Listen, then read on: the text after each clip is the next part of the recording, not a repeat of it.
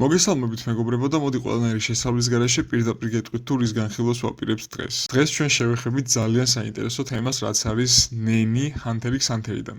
ყველას რაღაც რატომ შთაბეჭდილება აქვს შექმნილი, რომ ნენი ჰანტერ x ჰანტერიდან არის ერთ-ერთი ყველაზე ჩახლართული და რთული ძალების სისტემა, მაგრამ რეალურად ეს ასე არ არის.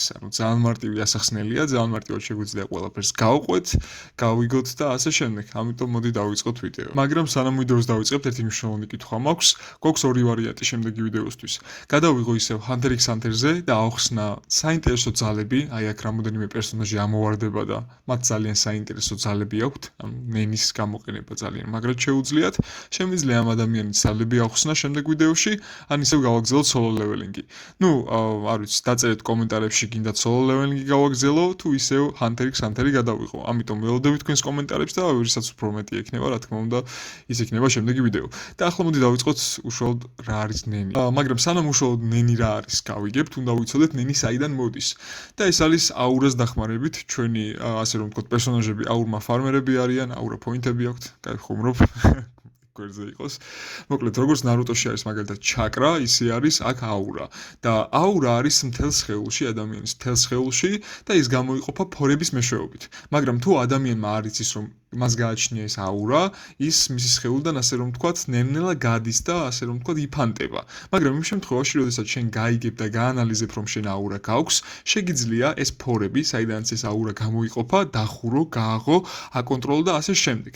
მაგრამ ამას სჭირდება ძალიან ბევრი დრო, ბევრი მედიტაცია, ბევრი ვარჯიში ჭირდება, რომ ეს ფორები გააკონტროლო, დახურო, გააღო, როგორც ვახსენე და შენი აურა ტყუილად არ დაიხარჯოს, იმის გამო რომ არ იცი შენი ასე რომ ვთქვათ, აურას გამომყოფელი ფორების კონტროლი.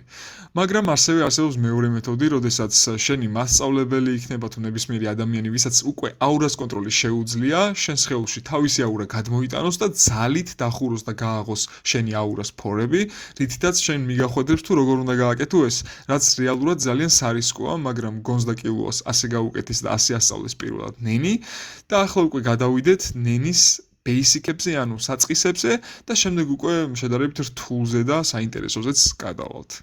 პირველი ნენის ყველაზე მარტივი basic ability არის ტენი, რაც ნიშნავს, რომ შენ სხეულს შემოარტყამ აურას, ფორებს ასე რომ ვთქვათ, დახურავ და შენი სხეულიდან აურა აღარ გავა. და ასე რომ ვთქვათ, ერთ პოზიციაზე შეინარჩუნებ.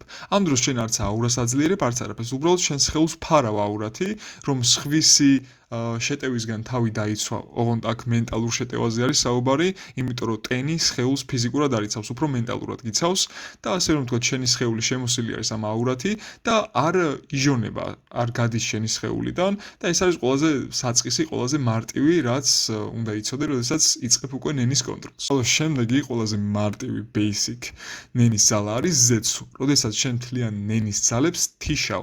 კი მართალია ამ დროს უჩინარი ხარ, შეიძლება ვერ ნახოს ნენით, მაგრამ თუ შენი მოწინააღმდეგე ნენის ძალას გამოიყენებს, როდესაც ზეცუ გააქტიურებული და გათიშული აქვს შენი მთლიანი აურა, შეუძლია უფრო მარტივად მოკლას, ასე რომ ვთქვათ, მაგრამ ხო, ეს არის ერთ-ერთი კიდევ ძალა, რომ შეგიძლია შენი თავი დამალო, გათიშო შენი ძალა მთლიანად. შემდეგი ძალა არის რენი, როდესაც შენ მთლიან ნენს გამოუშვებ ერთიანად ყველაზე დიდი ძალით, რაც კი გაქვს, რომ ვთქვათ, შენი ფიზიკური დარტყმა გააძლიერო, ან რაღაც ტექნიკა გააქტიურო, ასე რომ ვთქვათ. შემდეგი ნენის ძალა არის გიუ, რომელიც შენ საშუალებას გაძლევს, რომ ნენი დააფოკუსო თვალებში და დაინახოს სხვა ადამიანების ნენი. ასევე შეგვიძლია ჩვენ დავმალოთ ჩვენი შეტევა, ასე რომ ვთქვათ, მაგალითად, მე თუ მაქვს შექმნილი ნენისგან ნაჯახი, თუ გამოვიყენებ ინს, შემიძლია ეს ნაჯახი გავაქრო და ჩემო მოწინააღმდეგე მარტივად ვერ დაინახოს. ხოლო შემდეგი ძალა უკვე არის ენი, რომელიც შენს ირგვლივ ქმნის რადიუსს და ვინც ამ რადიუსში შემოვა, ყველას იგრძნობ. მაგალითად, ერთ-ერთი ჩვენი ობობა, რომელიც არის ჩვენი ბატონი სამურაი, სწორედ აი ამ ძალას იყენებს და ვინც მის არ მახსოვს ზუსტად რამდენი მეტრი არის, მაგრამ მე მგონი 20 მეტრიანი ან 10 მეტრიანი რადიუსი არის და ვინც ამ რადიუსში შედის შიგნით, ამ წრეში, ყველაფერს გრძნობს, რომელი მხრიდანაც არ უნდა მივიდნენ მასთან. კიდევ სხვადასხვა ძალები არსებობს ასეთი აღარ ჩამოვთვლი ყველას მაგალითად რომ ერთი სხეულის ნაწილში რომ მთლიანი აურა დააკონცენტრირო, ასევე არსებობს შეტევიდან დაცვაზე გადასვლის აურა ცვლილებები ასე რომ ვთქვათ და კიდევ მრავალი სხვა. მაგრამ ნუ ესენი ისეთი არის ასე რომ ვთქვათ, გაქვს აურა, შეგიძლია ძალიან კრეატიულად გამოიყენო სხვადასხვა მეთოდებით. და მოდი ახლა გადავიდეთ ყველაზე მთავარზე, რაც ყველაზე საინტერესო არის და დარწმუნებული ვარ ბევრი აუდება ამ მომენტს. და პირველი ნენის ძალა არის ვიდეოს დალაიქება და არხის გამოწერა, კაი, ხუმრობ, უბრალოდ დალაიქით და გამოიწერთ არხი, რაც მე მეტ мотивაციას მომცემს, რომ მსგავსი ვიდეოები კიდე გადავიღო. და ახლა გავაგრძელებთ უკვე მართლა. ჯამში გვაქვს 6 ნენის ტიპი. პირველი არის გაძლიერება, მეორე არის გამოყოფა, მესამე არის манипуляცია, მეოთხე არის გადაცემა, შეცვლა და ბოლო არის რაღაცის შექმნა. და ყველაზე ძლიერი და საინტერესო არის სპეციალიზაცია. და მოდი ავხსნათ რას ნიშნავს ასეთი აბდაბუბდა სიტყვები. პირველი მოდი დავიწყოთ გაძლიერებით, რომელიც იდეაში გონს აქვს, ანუ ჩვენ მთავარ პერსონაჟს და სიტყვაც ძალიან მარტივად მიგვანიშნებს რას აკეთებს ასეთი ნენის ტიპი. ის აძლიერებს მომხმარებლის ან ნივთის ძალებს, ფიზიკურს და ასევე თუნდაც მენტალურს. მაგალითად, გონის შემთხვევაში რომ ავიღოთ, ის ქმნის დიდი რაოდენობით ნენს, რაც აძლიერებს მის დარტყმას. გარდა ამისა, ჩვენ გვყავს ერთ-ერთი ობობა, ძლიერი ობობა, რომელიც შემდეგ ჩვენმა წითელთვალებმა ბატონმა დაამარცხა, ასე რომ ვთქვათ.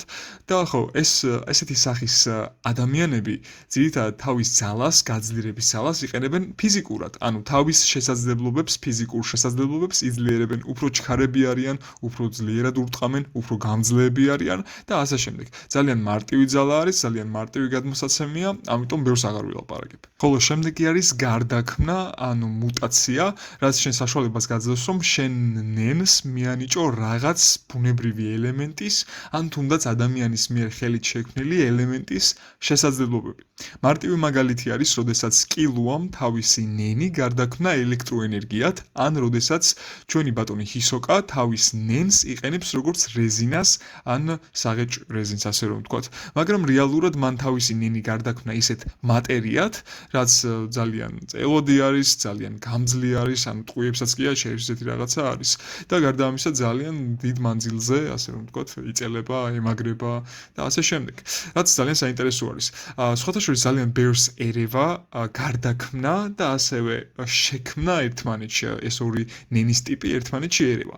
მაგრამ გავარკვევთ ახლა რატომ არის ეს ორი განსხვავებული. მართალია გარდაქმნა შენ საშუალებას გაძლევს, რომ შენი ნენი გარდაქმნა რაღაც მატერიად, ელემენტად, შეიძლება გარდაქმნა წყალად, ან ცეცხლად, ან ელექტროენერგიად, ან რავი, საღეჭ რეზინად, მაგრამ შექმნის შემთხვევაში შენი ნენი თქმი უშუალოდ ფიზიკურ ნივთს ან ქმნილებას, რომელიც თუნდაც შენ რომ ჩამოშორდე მას, რაღაც დროის მანძილზე კიდევ იარსებებს. ასეთი მარტივი მაგალითი არის, მაგალითად, ერთ-ერთი გოგონა ობობა რომ არის, ტვერსასრუტი რომ აქვს, ყველაზე კარგი შექმნის მაგალითი ეგ არის ნენის ტიპში. ან თუნდაც ნებისმიერი სხვა რაც ფიზიკურ მატერიას ქმნის. მაგალითად, რომ ვთქვათ, კურაპიკას შემთხვევაში, როდესაც მან ჯაჭვები შექმნა. ეს არის შექმნის ნენის ტიპი. ამიტომ, ხო, გარდაქმნა და შექმნა, აი ასე განსხვავდება ერთმანეთისაგან. ხოლო შემდეგი არის უკვე манипуляცია, რაც შენ საშუალებას გააძლევს, რომ შენი ნენით გააკონტროლოს სხვები. თუნდაც ეს იყოს უსულოსაგანი, ან თუნდაც სულიერი. მაგალითად, კილუას ძმა არის ყველაზე კარგი მაგალითი. თავისი ნემსებით, როდესაც ადამიანებს თავში ჩაარჭობდა, ასე რომ ვთქვათ, მათ манипуляციას ახდენდა, ისე მოძრაობდნენ, როგორც კილუას ძმას სურდა და ასე შემდეგ. ასევე ერთ-ერთი ობობა რომ არის, ტელეფონი რომ აქვს, ეგეც манипуляციის ძალიან კარგი მაგალითი არის, როდესაც ნემს თავის მოწინააღმდეგებს შეარჭობს და შემდეგ უკვე აკონტროლებს როგორც მას უნდა. იგივე ვრცელდება, ანუ მკვდრებზე და ცოცხლებზეც, ანუ მნიშვნელობა არ აქვს. და ნუ ძირითადად ეგ არის манипуляცია, მეტი არაფერი. ხოლო შემდეგი არის უკვე გამოყოფა. როდესაც შენ შეგიძლია რომ შენი ნენი, ანუ აურა შენ სხეულს მოაშორო და ისროლო როგორც, რავი, ბურთი, აურას ბურთი ან აი ტყვია როგორც იქნება რა, მოკლედ. მაგალითად ჩვენი ფრანკენშტეინი რომ არის ობობებიდან, მაგალითად თითებიდან ისვრის თავის აურას, ანუ ნენს და სწორედ ეს არის გამოყოფის ნენის სტილი.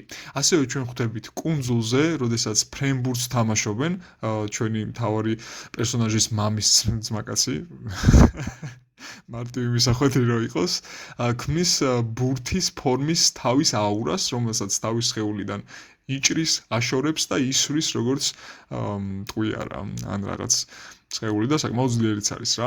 ან კიდევ ყველაზე კარგი მაგალითი არის ტელეპორტაციის შექმნის შესაძლებლობა. როდესაც შენ შეგიძლია შენი აურა რაღაც მანძილზე გაისტყორცნო, ასე რომ ვთქვათ, და იქ შექმნა პორტალი და გადახვიდე ერთი ადგილიდან მეორეზე, ან შენი სივრცეც კი შექმნა. ამიტომ გამოყოფა აურის ტიპებშიც ძალიან საინტერესო არის. და ახლა ყველაზე საინტერესო სპეციალისტი, რაც აურას, ასე რომ ვთქვათ, და ნენის ყველაზე საინტერესო ტიპი არის.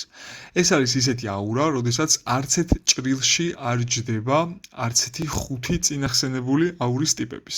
და ძალიან პერსონალური და პირადი არის, ასე რომ ვთქვათ, ეს სპეციალისტის აურის სტილი, რადგან სრულად დამოკიდებული არის მომხმარებელზე, მის ხასიათებზე, ცხოვრების სტილზე და ასე შემდეგ. მაგალითად, ძალიან კარგი მაგალითი არის ლუციფერი, რომელსაც აქვს სპეციალისტის აურა ნენი და მისი ძალა არის, რომ ხელში უკავია წიგნი და ამ წიგნში აქვს შენახული სხვა ადამიანის ნენის ძალები. ანუ ძალიან მაგარი არის. ეს არც ერთი ნენის ტიპში არ ჯდება ასეთი ძალის გამოყენება. ამიტომ ქვია სპეციალისტი. მას შეუძლია რომ ეს წიგნი თუ ხელში ეკავება, გადაშლილი, ამ წიგნში არსებული ნებისმიერი ნენის ძალა, რომელიც კი მოიპარა, გამოიყენოს. მაგრამ მას აქვს, ასე რომ ვთქვათ, პრერეკვიზიტები. მაგალითად, უნდა ასაუბროს თავისი მოწინააღმდეგე თავისი ნენის ძალებზე, უნდა შეეხოს თავისი მოწინააღმდეგე წიგნს და უნდა დაინახოს ლუციფერმა ეს ძალა. და ამის შემდეგ შეინახავს უკვე ამ ძალას თავის წიგნში. ან მაგალითად, როდესაც ხვდებით ჭიანჭველების მეფეს. ჭიანჭველების მეფეს ჰქონდა სპეციალისტის ნენის ტიპი, რაც მას საშუალებას აძლევდა, რომ ვისაც შეჭამდა, მისი ძალა და ასევე მგონი ტექნიკებიც გადმოეკოპირებინა თავისთვის. ზუსტად შეიძლება არ ვამბობდი ამას, მაგრამ ნუ მაინც სპეციალისტი იყო. და ახლა გადავიდეთ უკვე კურაპიკაზე. კურაპიკა ძალიან საინტერესო შემთხვევა არის, იმიტომ რომ როდესაც მას თვალები უწითლდება, შემქმნელიდან გადადის სპეციალისტზე და მისი სპეციალისტის ძალა არის, რომ მას შეუძლია ხუთივე ზემოთხსენებული ნენის ძალები გამოიყენოს 100% სიზუსტით.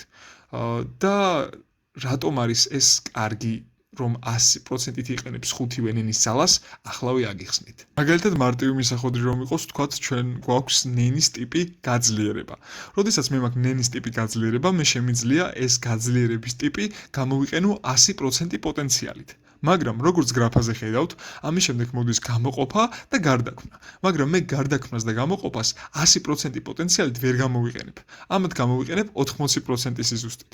ხოლო უკვე манипуляციას და შექმნას გამოვიყენებ 60%-ით. ხოლო თუ მე სპეციალისტი არა ვარ, რაც არ უნდა იყო, თუნდაც შემქმნელი, გარდაქმნელი ან манипуляტორი, სპეციალისტი ყოველთვის იქნება 0%. სპეციალისტი უნდა დაიბადო, ასე რომ ვთქვათ რა.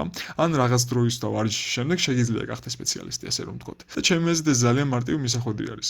შენ რაც ხარ ბუნებით, იმის 100%-ით გამოყენება შეგიძლია, რაც შენ მარჯვნივ და მარცხნივ არის 80%-ით და უკვე ასე შტოები და შტოები მიდის 80-60 და ასე შემდეგ.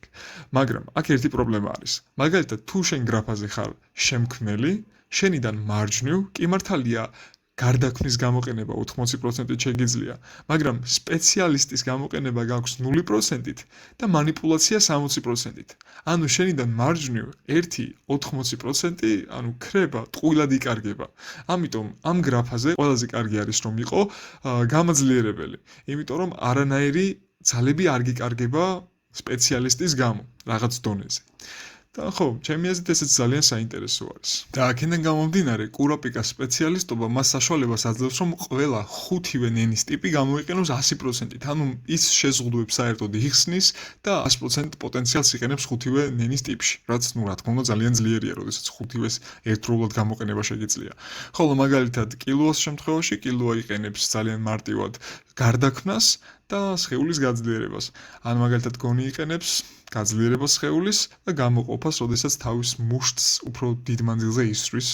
ძალიან საინტერესო არის, ბევრი კრეატიული მეთოდი არსებობს ნენის გამოყენების და თუ გინდათ რომ კიდევ უფრო ჩავეძიოთ ამ ნენის გამოყენების ტიპებს და კიდევ უფრო მეტი ვისაუბრო, რა თქმა უნდა დააკომენტარეთ ვიდეოზე, რაც კითხვები გაქვთ. თუ ბევრი კითხვა შეგროვდება ნენზე, მაგაზე შეგვიძლია კიდე ცალკე ვიდეო ჩავწერო, თქვენ კითხვებს გავცე პასუხი, მაგალითად არსებობს ნენის ისეთი ტიპები, რომელიც გაძლიერებასაც იყენებს და გარდაქმნასაც იყენებს და манипуляციასაც, ანუ არეული შეიძლება იყოს. იმის გამო რომ ვთქვათ 100%-ით, 80%-ით და 60%-ით შეგიძლია ნენის ტიპების გამოყენება ის იმას არ ნიშნავს, რომ ვერ გამოიყენებ საერთოდ, ხო?